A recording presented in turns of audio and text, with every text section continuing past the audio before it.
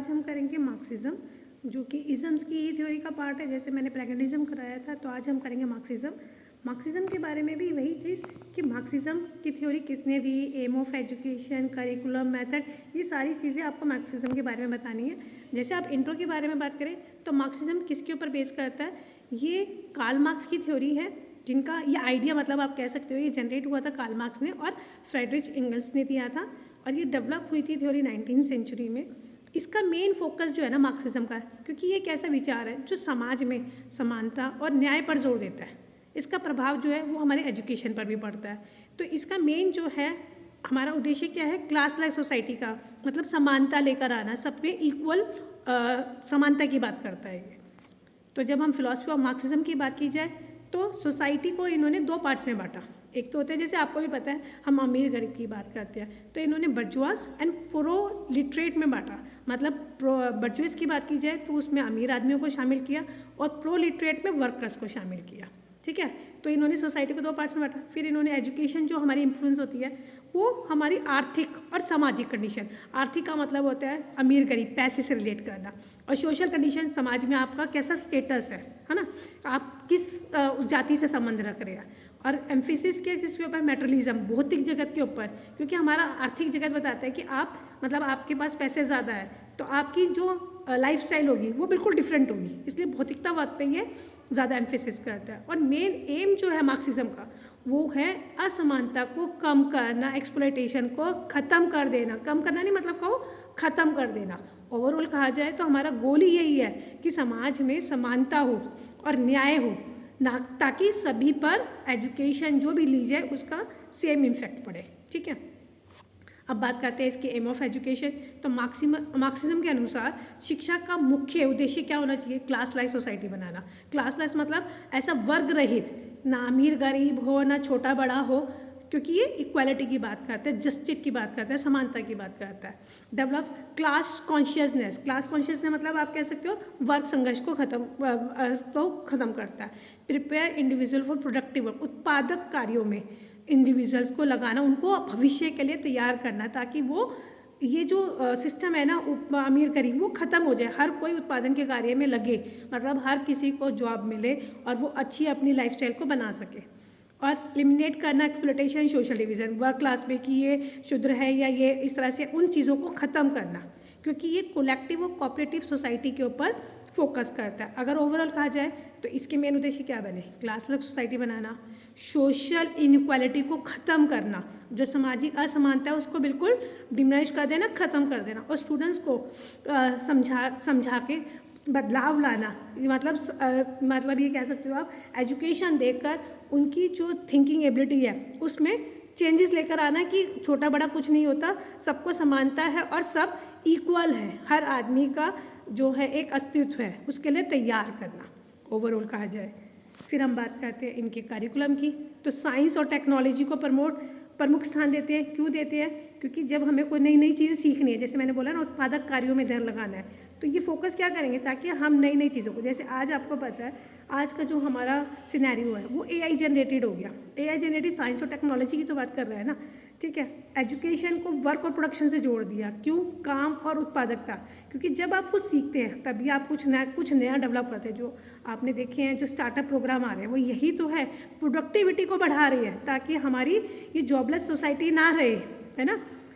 Social sciences to understand society and class structure, मतलब आपको क्या करना है, एक क्लास लाइक सोसाइटी बनानी है जिसके अंदर कोई भी छोटा बड़ा नहीं होगा, सबके लिए एजुकेशन समान हो, क्योंकि हमारा शिक्षा का उद्देश्य क्या है, सबके लिए समान अवसर, सबके लिए शिक्षा, ये हमारा जो एम है ना सर्व शिक्षा अभियान का भी वही चीज़।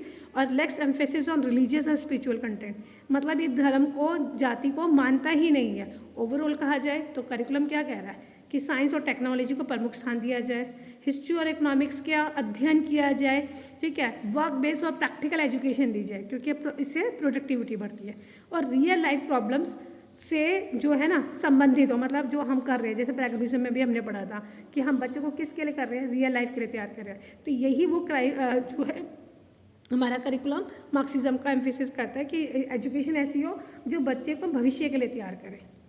अब हम इनके मेथड ऑफ टीचिंग की बात करें तो सेम लर्निंग बाय डूइंग, क्योंकि जो डीवी ने भी दिया ना, ये इसलिए दिया था कि आप करके सीखें। और यहाँ वर्क बेस्ड एजुकेशन, वोकेशनल की बात कर रहे हैं, ताकि आप आगे कुछ कर सकें अपने लिए और अपनी लाइफस्टाइल को अच्छा बेहतर बना सकें। Group learning and cooperation, practical and activity based learning, critical decision on social issue, सबसे इंपॉर्टेंट इसका अलग पॉइंट आया। देखो ये सारे पॉइंट्स जो हैं आपने पहले भी पढ़े हैं सेम, यहाँ पे ये पॉइंट डिफरेंस है।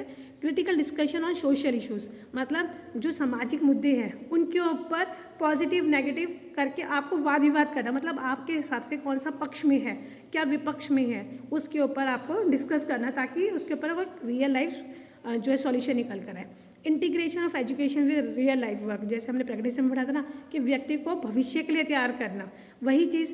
तो ओवरऑल इसको मैं वन वर्ड में समझाना चाहूँ तो मेथड टीचिंग क्या है? रोट लर्निंग का विरोध कर दिया, क्योंकि आप काम करके सीख रहे हैं, आप ये नहीं है कि रटा और पेपर दे आए, है ना। डिस्कशन और डिबेट का यूज़ करना, ताकि आप ज़्यादा से ज़्यादा पक्ष और विपक्ष में बात कर सकें। ग्रुप वर्क की बात करें ताकि कॉपरेशन आए, करके सीखें, क्योंकि टीचर आपको एक गाइड तो कर देगा, लेकिन करना तो आप ही नहीं है ना, इस चीज़ के ऊपर काम करते हैं। फिर हम बात करते हैं role of teacher and student की, वही गाइड एंड फैसिलिटेटर बोला था, यहाँ पे सोशल रिफॉर्मर, क्योंकि समाज को सुधारने का उद्देश्य है यहाँ पे।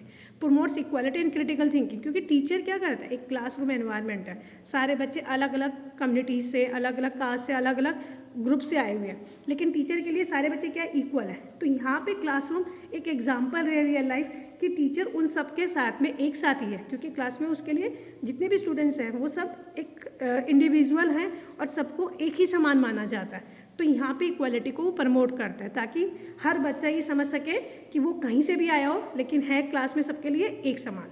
ठीक है। अब स्टूडेंट क्या है? Active participant in learning, develop social awareness, engaging productive and cooperative work. वही चीज़ कि आप किसी काम में उत्पादकता कार्य में लगे हुए हैं, आपको सोशल अवेयरनेस, आप जान रहे हैं कि हमें आगे कैसे करना है। और जब बात करते हैं इसके एजुकेशनल इम्प्लीकेशन की, तो ये प्रमोट करता है free and equal education for all, जो कि हमारा सर्व शिक्षण अभियान का भी उद्देश्य रहा है। Linked education with work and economy, हमने पहले पढ़ा था, वो इंटीग्रेशन कर रहा था किसके साथ में? हमारी प्रैक्टिकल लाइफ के साथ में, और ये क्या कर रहे हैं? वर्क और इकोनॉमी के साथ। Encourage social responsibility and cooperation, ये सामाजिकता को बढ़ाता है, उसकी कॉपरेशन को बढ़ाता है। और ये मतलब ये कह सकते हो पोस्ट इक्लिटिज्म इन एजुकेशन, इस वर्क संघर्ष को खत्म करने के ऊपर ध्यान देता है। Influence socialist education system world wide, ये सब पे प्रभाव डालता है, क्योंकि अगर आप एक जगह आपके साथ में किया जाता है, जैसे कास्ट सिस्टम के हिसाब से बात की जाए, जाति के हिसाब से बात की जाए, क्लास लाइक सोसाइटी की बात की जाए, तो इसका प्रभाव पूरे समाज पर आता है, क्योंकि हमारा देश क्या डेमोक्रेटिक कंट्री है। तो ये उसी पे फोकस करता है, सबको ध्यान में रखते हुए सभी के लिए एजुकेशन के समान अवसर हो। और शिक्षा का मेन उद्देश्य चाहे तो यही तो है कि हमें सबको क्या करना है, मेन हमें फोकस ये करना है कि एजुकेशन जो हो हमारी, वो ऐसी हो कि उसको यूज़ करे सोसाइटी के लिए, ताकि सबके लिए इक्वल और फेयर बने, जहाँ लर्निंग प्रैक्टिकल और सोशली अवेयर हो।